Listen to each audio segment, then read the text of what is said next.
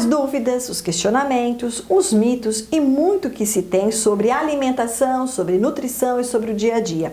Tudo isso chega através dos nossos canais de conversa com os nossos telespectadores. Então a gente trouxe essas dúvidas todas para que o Dr. Durval Ribas Filho, que é presidente da ABRAM, a Associação Brasileira de Nutrologia, possa responder para a gente. Doutor Durval, obrigada. Tem de tudo quanto é assunto aqui hoje, doutor Durval. Vamos lá? Vamos.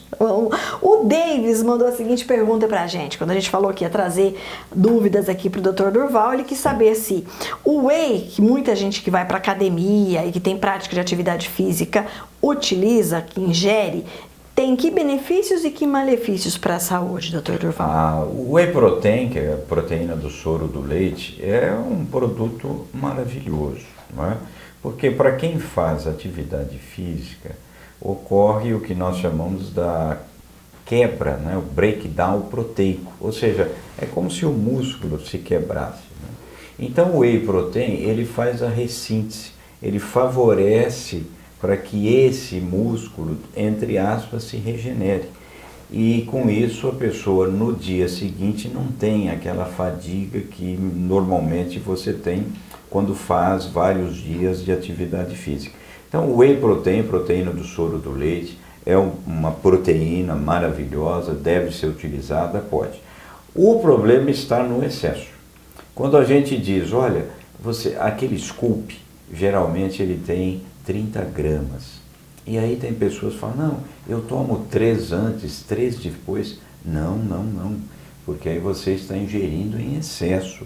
Geralmente mais do que dois scoops não é recomendável. O excesso favorece a sobrecarga renal, além de aumentar o ácido úrico. Então tem que ter cuidado, o excesso faz mal com certeza. Então, Davis, aprecie com moderação. O Júnior quer saber qual é a relação que existe entre a prática esportiva e a produção de insulina pelo nosso organismo. Não, eu acho que o que ele quer dizer é o seguinte, que existe um fenômeno que nós chamamos de resistência insulínica. Então, todas as vezes que a pessoa tem uma boa atividade física, ela diminui essa resistência à atividade biológica da insulina. Então, relembrando, a insulina é um hormônio produzido pelo pâncreas, que tem como função fazer o transporte do açúcar que está no sangue para a célula. A célula precisa do combustível, que é o açúcar, que é a glicose. Se ocorrer uma atividade física, há uma sensibilidade maior do músculo na utilização dessa insulina. Por isso que quem tem excesso de peso corporal, quem tem gordura em excesso, com certeza, tendo atividade física, melhora a sensibilidade à insulina. Vou dar só um exemplo simples. Um paciente que é diabético e que usa insulina, se ele tiver atividade física, você reduz a insulina que ele precisa. Então veja o benefício maravilhoso que tem a atividade física com relação à utilização, à melhor sensibilidade à insulina. A Lourdes quer saber sobre o benefício da batata doce como alimento, porque ela diz que todo mundo está falando que é bom comer batata doce, incluir batata doce na alimentação. Por quê? Não, veja, a batata doce é interessante porque, primeiro, ela é um carboidrato complexo, tá certo? Carboidrato, energia, mas ela tem uma coisa interessante, que o índice glicêmico dela é menor do que a batata comum. Ou seja, a batata doce, ela não faz, quando você ingere, com que o açúcar faça aquele pico no seu sangue.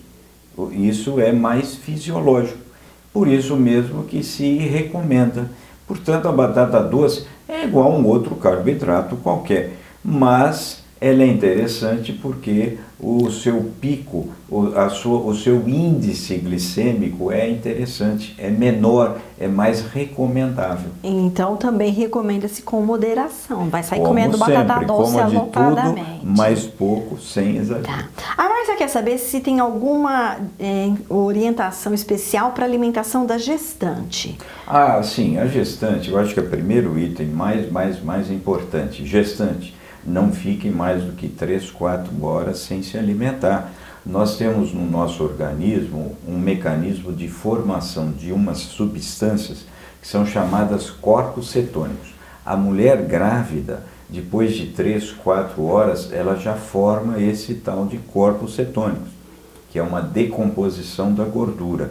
E aí o que acontece? Os corpos cetônicos, eles são substratos energéticos, mas infelizmente faz mal para o nenenzinho. Então, inclusive, prejudica o desenvolvimento psicomotor do bebezinho. Então, a primeira recomendação é essa: não faça jejum, muito pelo contrário, se for possível, café da manhã, 10 horas, almoço, à tarde, jantar e à noite. Essa é a base. E é lógico, uma alimentação balanceada, aumentando em 250 calorias em média. Por quê? Para dar suprimento, energia para o nenenzinho. Só 250 calorias. Nada de comer em dobro, né, doutor? Nada de comer por 2. O Tomás diz que adora comida japonesa e é uma comida crua. Ele come 2 vezes por semana.